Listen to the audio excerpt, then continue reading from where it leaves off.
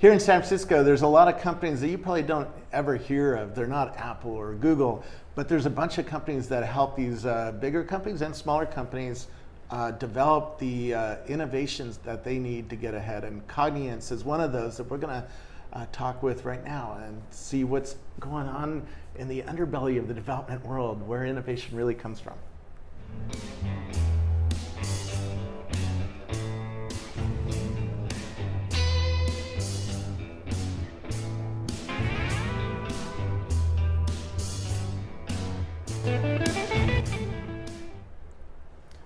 Who are you?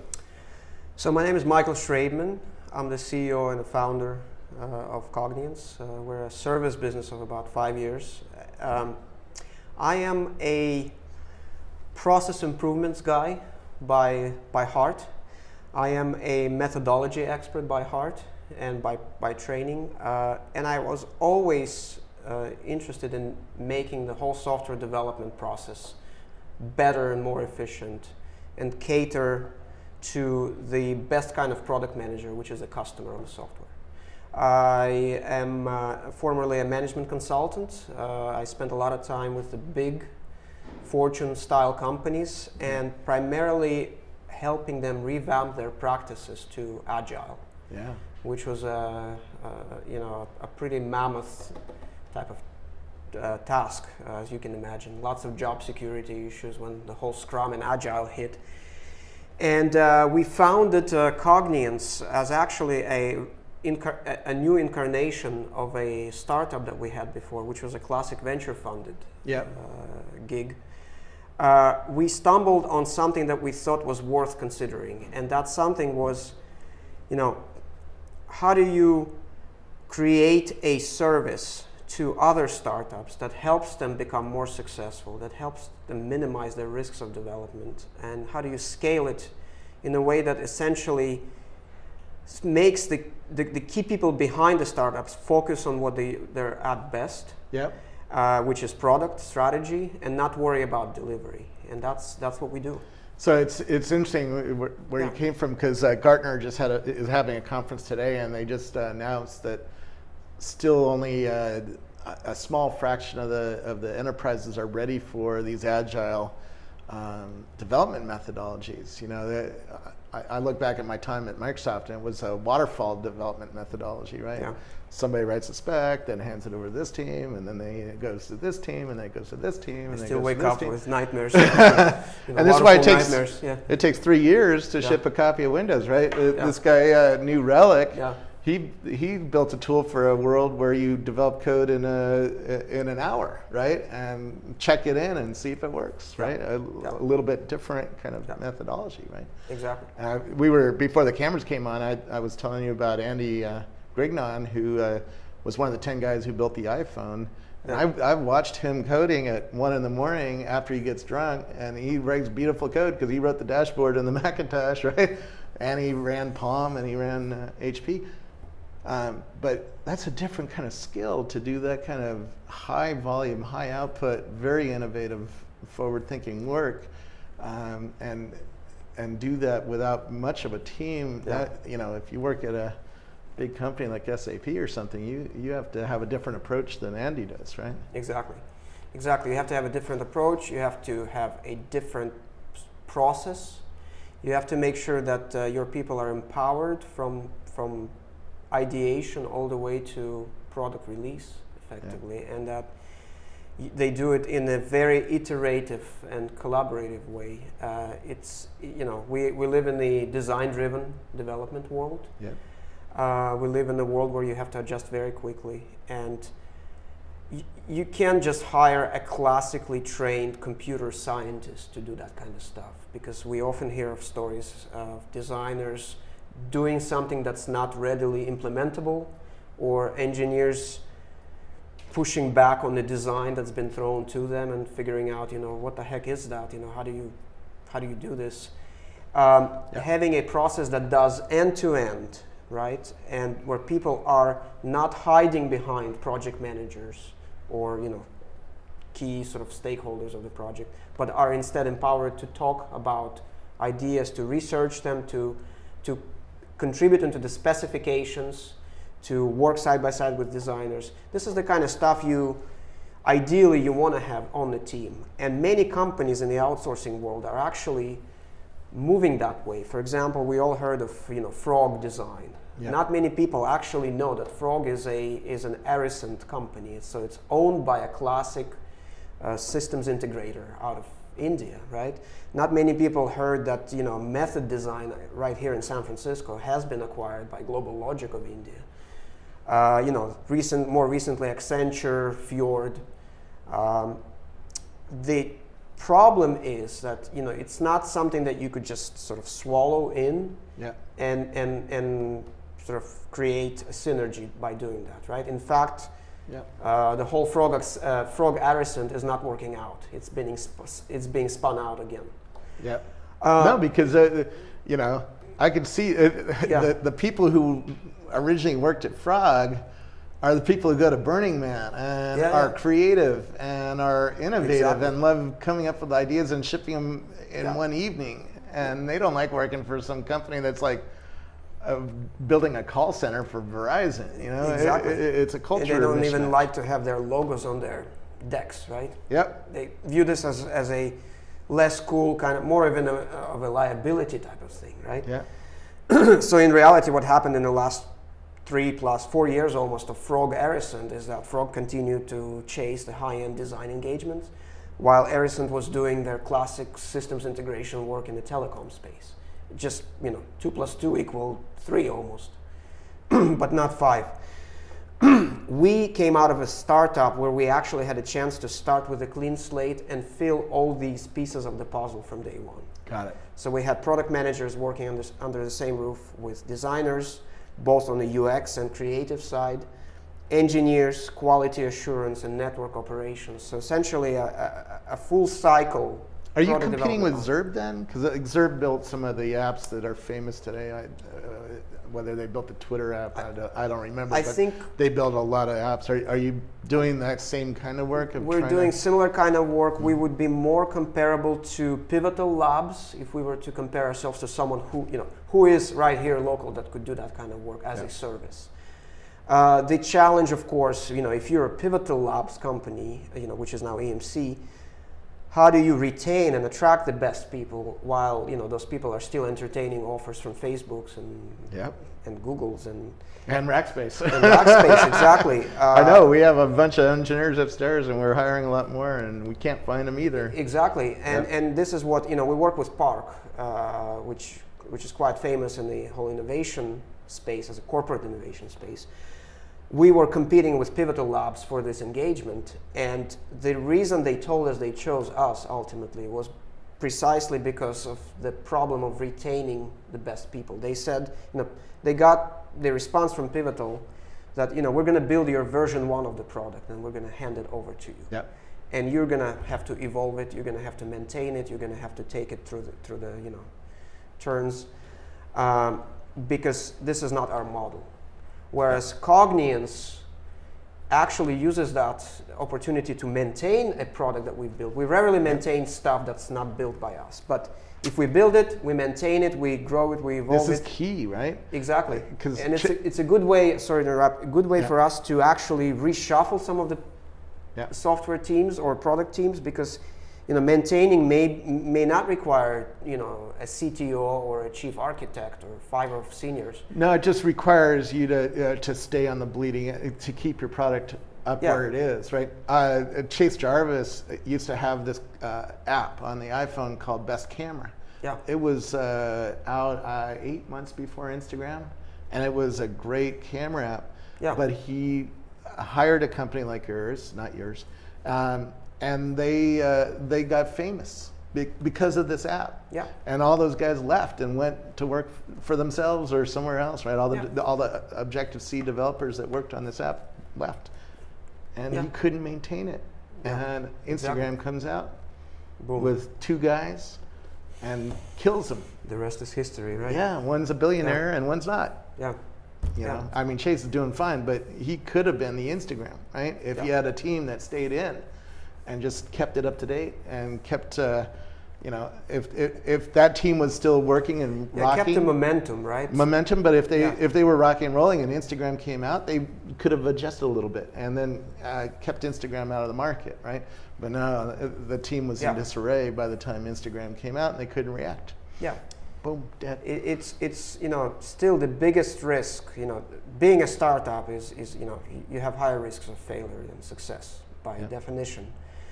But within those that are making it, right, product delivery is still the biggest concern for many stakeholders, right? Investors, founders, you know, how do I not wake up in the middle of the night thinking, you know, am I going to make that release? Or do I have to cut features, or am I going overboard with my cash burn, right, to achieve the milestones I need to achieve? So we're keenly aware of those considerations because we used to be a venture funded startup. We understand these considerations. And in fact, the reason we converted was actually not, you know, I'd love to say it was completely a revelation that we all had, but it was hinted to us by the venture capitalists that invested in us. They said, you know, for some reason, you guys nailed the whole delivery aspect. We don't talk about it in the board meetings anymore, which usually takes up a lot of the board meeting time, right? We are able to focus on, you know, the roadmap. So you built the development team of the future, basically. Well, I'd like to think of, you know, development team of the now, but hopefully capable of scaling into the future given the pressures that the future holds for us. When a startup goes off the rails, it often is the co-founders are arguing, or there's not a good strategy, or the CEO is micromanaging, doing something to the team that gets the team totally demoralized, and people start leaving because they're like, hey, dude, I can go over here and I can go get Twitter stock, you know, work at Twitter again. I don't need to deal with your crap, you know. How have you figured out how to deal with these human issues and keep the discipline and keep, you know, people on track so that they can innovate and be happy and, you know, feel empowered to come up with new ideas? I think it's a very sort of delicate question, right? Because your teams are all over the world, right? Our team is all over the world. Our key development center is in Ukraine, in Kyiv, Ukraine. But we have offices where you'd expect innovation hubs to be. You know, Berlin, London, Copenhagen, of course, Silicon Valley is our headquarters, Boston. In my experience, many of these human issues arise when the problems begin, right? So when the founding CTO, for some reason, is not able to deliver what he committed to deliver, right? Or when someone comes in from the outside and says, well, guess what? You're no longer two guys in the garage. I invested in you, therefore I expect you to hit these milestones, or you could be fired, right? You now have someone who could fire you. And this is where things become, you know, emotional and more difficult, right? So our sort of claim to fame is that we get the delivery covered. You know, we sort of wrap this virtual arm around the shoulder of the CTO or VP of product, and we say, don't worry, you know, we're gonna deliver for you. We're gonna help you deliver, whether it's us doing all the work, which we have some customers where are completely virtualized to us. Companies like CloudMade, or more recently Velti, the ad technology company.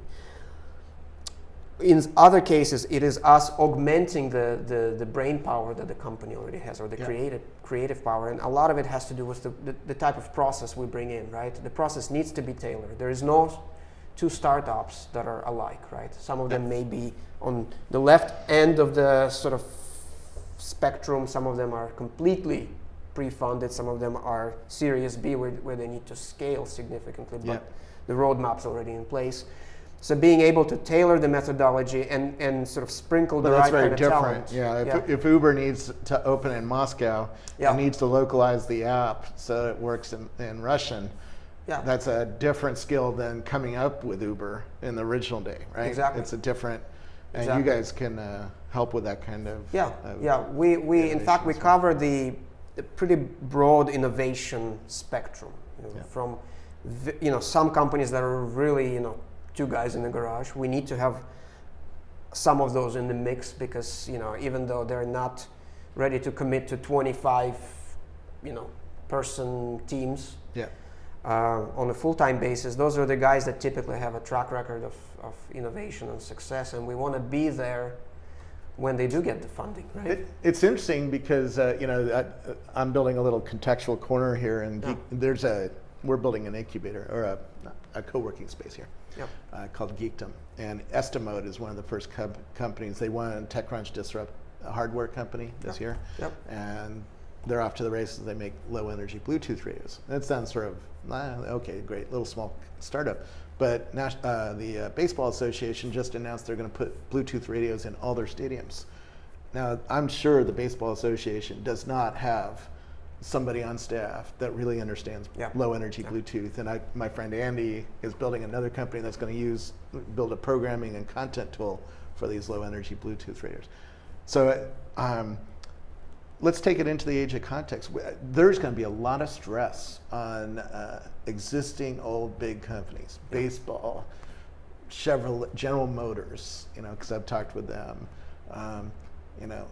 steel plants.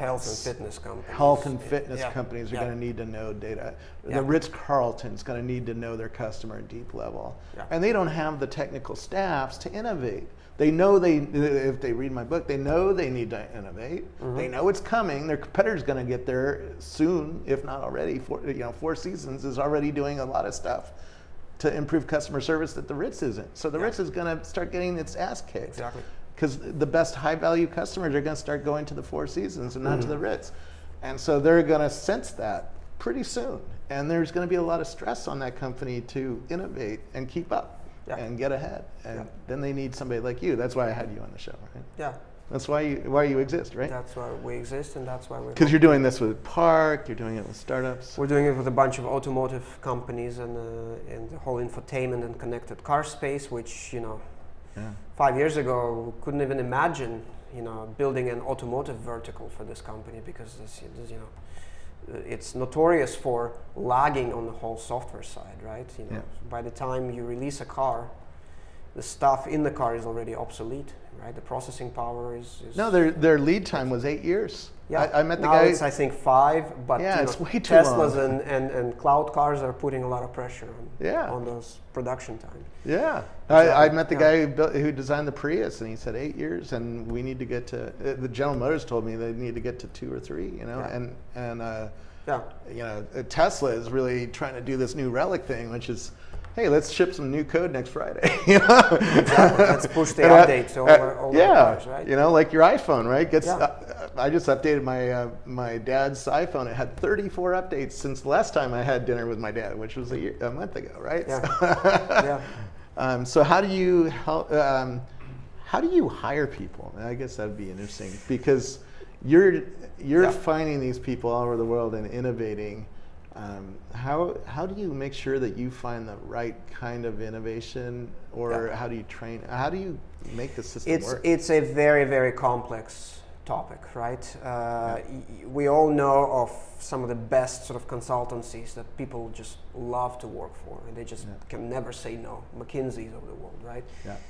Even though you know that by coming in, you're gonna take care of some very low-level work, but McKinsey has some of the most loyal alumni networks in the world. Even people who got fired from McKinsey are still very loyal alumni, right?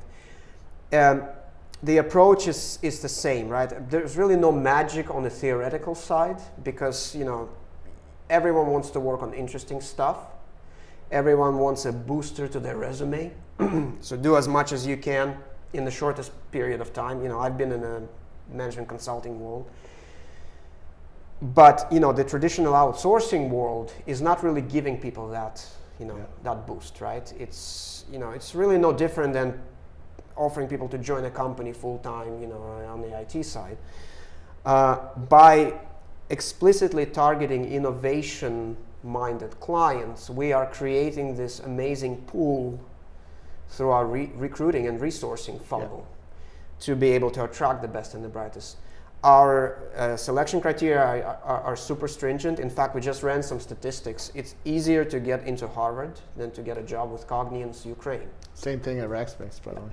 Exactly. I don't know how Rocky and I snuck in here, but you don't want the majority, right? You want these kind of boutique team here we hire for cultural fit and for niceness and customer service centricity. We ask, you know, we watch how you deal with people, right? And not everybody can be a customer service fanatic, and not everybody can do that and code. Exactly. And be able to answer a phone and go, hey man, how do I help you deal with your problem? Exactly. You know? And how do you scale that team? You know, the next challenge, of course, is, you know, hiring the first 25 people is, you know, you may be able to do that, but how do you actually go from, you know, 300 people to 1,500 people, which in my world, you know, consultancies, the value of consulting organizations come from scale, right? Yeah. We do not, you know, we don't keep any of the intellectual property we create for clients. This is all clients. So ours translates almost directly to the number of billable people that we keep on staff. So this is where you What's the secret sauce that you found then, or made? It is, you know, in many cases, it's actually molding people into those kinds of roles and into that DNA. That involves very strong relationships with the educational community. In some cases, it actually involves lobbying the government for more attention to, you know, building kind of these Silicon Valley wannabes regions. So, for example, we are part of this cooperative concern of companies in Ukraine that are talking to the government, the Ukrainian government, about building a technopark, which will have its own university, right? Because we need that to fuel our scale. But we also have internal academies, right? We help people transition from sort of some of the stuff that's becoming more of the legacy territory, you know, C++, into stuff that's the future. So we're actually converting people from, Java engineers get converted to Android engineers, or to latest and greatest J2E framework types of experts, right? The big data experts. To end up there, what are you seeing? What are people asking you to do? What kinds of, you know, you have all these really interesting companies. What kinds of trends are you seeing? And is it contextual stuff where you're being asked to really think about databases in a new way? It's both vertical and horizontal is what we're seeing. And on the vertical side, you know, I'd like to sit here and predict what the next big industry would be, but you know, we know, you know, 5 years ago we couldn't predict many of the things that we're seeing today. But on the vertical side, we're seeing quite a bit in the whole connected fitness space. We're seeing a lot of interesting work in the automotive infotainment connected car space. We're seeing quite a bit of stuff in the ad technology space, and that's where it gets, you know, a lot of it gets very contextual, right? And very algorithmic, you know, because the company that has a slight tweak to its algorithm is the winning company in the ad technology space.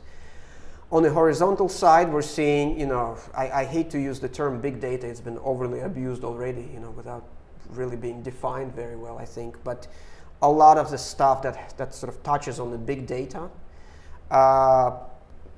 web and mobile platform stuff. You know, there are fewer things that are just mobile. Did you just steal all this stuff from my book? Because you're catching like every chapter on a few ideas. No, actually, you know, I'm gonna go back and reread it tonight. Actually, I read portions of it. I think contextual and sort of wearable stuff is where we're seeing a lot of traction.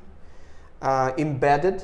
You know, this is not a very glamorous thing for developers, at least not as of a year ago. But there's a lot of stuff that's happening in the embedded world. You know, embedded, you know, for any types of devices that are connected. Well, you're seeing all the Arduino boards and the Raspberry Pi boards are transforming how people do their work. Like I visited JBL, Harman Kardon, that makes speaker, and the main engineer had a whole bunch of those things on his desk to play with different compression algorithms and prototypes and stuff like that. We got to go, but where do we find you? So we are at Cogniance.com. We're headquartered in Menlo Park, right across from Facebook. We've actually been there for 8 years. And that area, you know, I must say, is getting better and better thanks to Facebook. Palm trees are straighter, the grass is greener.